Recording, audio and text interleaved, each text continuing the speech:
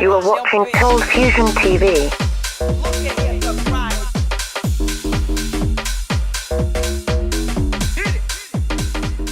Hi, welcome to another Cold Fusion video. Our sun is amazing when you think about it. Light from the sun travels millions of miles across space, through our atmosphere, and to us, providing warmth, visual light, and vital energy for plants on this earth. Imagine if we could utilize this energy from the sun in a meaningful, significant way. This is what solar power aims to do. We've been previously taken for a ride by bogus concepts like solar roadways. But what is the truth about solar? Can it really change the world? In this video, we'll take a look at the current state of solar power. It actually seems like a solar movement is beginning. Let's get straight into it. Firstly, let's see what we're working with. What is the raw input energy from the sun absorbed by the Earth? The total energy absorbed by the Earth's atmosphere, land and sea is around 3.85 yosajoules per year. That sounds like gibberish, right? So how much energy is that really? Well, just 1 hour of this energy exposure is more energy than the entire world consumes in 1 year.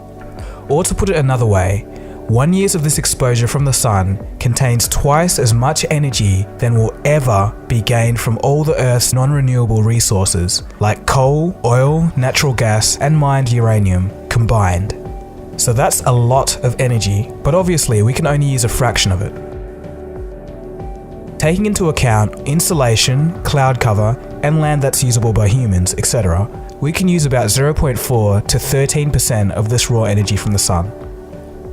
Alright, so how fast is the solar revolution happening? The growth of solar power adaptation has actually been happening pretty fast, about 40% per year since the year 2000.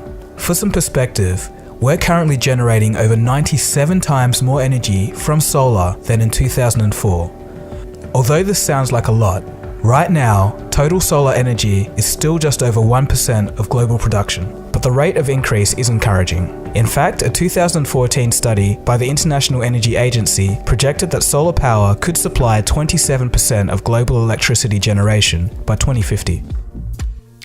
Alright, so I know what some of you are thinking, that's all a load of rubbish. Solar is too expensive and only works when it's sunny, so it's useless in half the world. While this used to be true, in the past couple of years, some of the common arguments against solar are starting to fall. So, is it too expensive? Let's take a look at the current state of cost. Adjusting for inflation, the cost of a solar module per watt was $96 in the mid-1970s. Now, thanks to technological advancements and economies of scale, the cost is now 36 cents per watt today. On the same train of thought, let's take a look at some interesting breaking stories in relation to the falling cost of solar from around the world. In the country of Chile, their northern grid solar panels generated more electricity than was consumed locally, causing the price of electricity to go down to zero. While this is great for consumers, solar investors are losing money, making it a disaster for them. The problem was caused by too many solar developers being in the same place with no means of transmitting excess electricity to another grid. A similar thing happened in Germany, and their energy prices went negative due to an overabundance of energy from solar, in addition to traditional nuclear and coal power. On a similar thread, Apple's new solar farms are generating more energy than the company can use, so it's starting to sell the excess energy under a new company called Apple Energy. Still on the topic of falling costs, Bloomberg has issued a report stating that the prices of solar could soon rival traditional coal. China is leading the way in solar cell production and could be looking at costs as low as 8 cents per kilowatt hour, according to the chairman of Trian, the world's largest solar panel manufacturer. And one last interesting fact in relation to solar panel costs. Since 2012, solar cells have been given a Moore's Law equivalent called Swanson's Law. It states that solar cell costs will halve every 10 years as global shipments increase.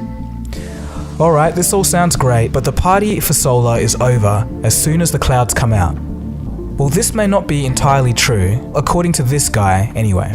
Well, on this question of our energy bills, which is a huge political topic here now, have we got it wrong in terms of where we're sourcing our energy?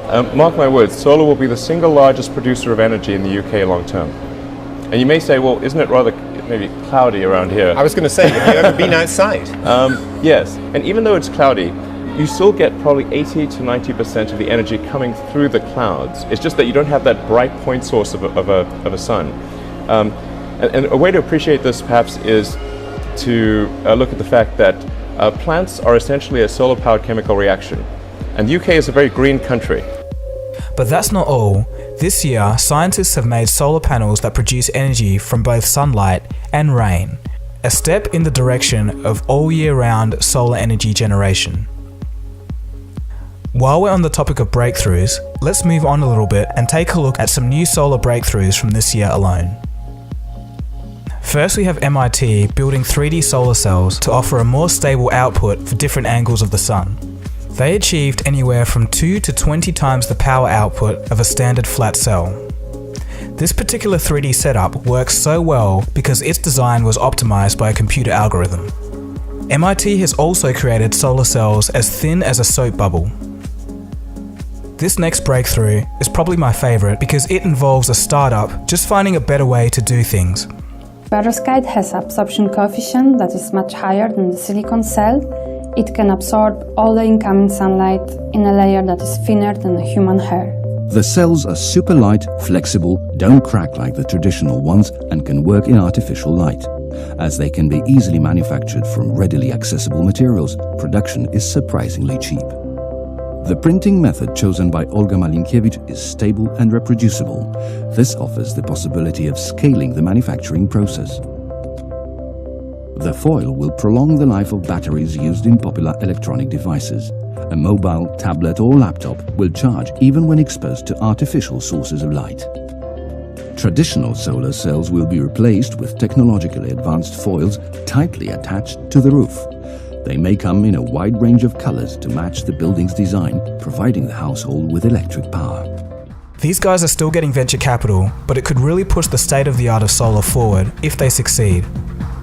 Taking a quick look at solar transport, there's an autonomous boat called Scout that will be the first solar vehicle to cross the Atlantic, and there's also an experimental aircraft called Solar Impulse that is currently flying around the world, only using solar power.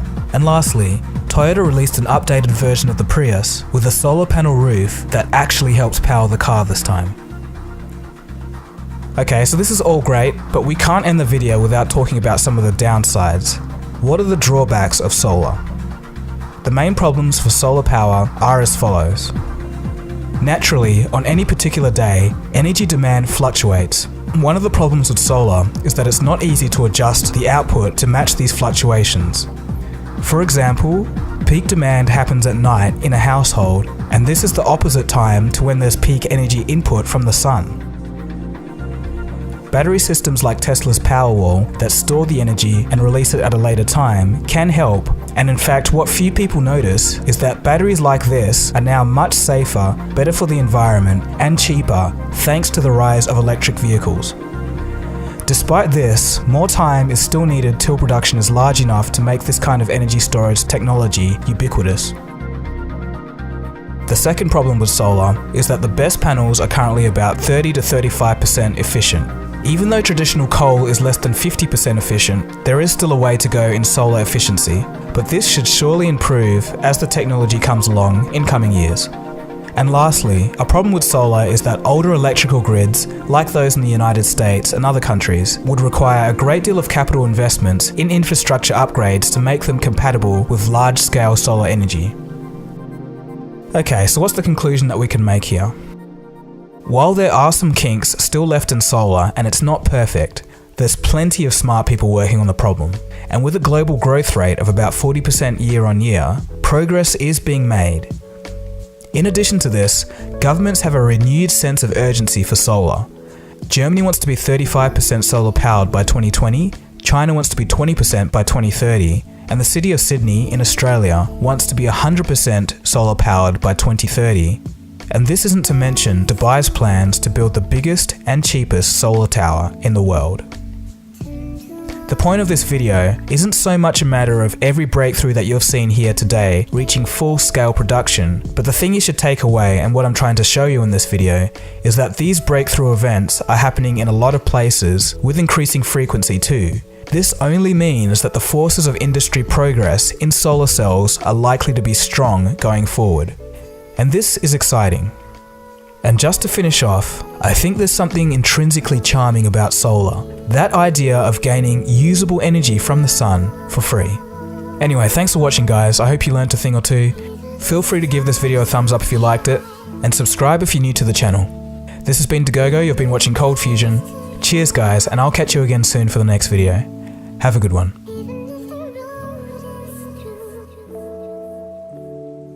Cold Fusion. It's new thinking.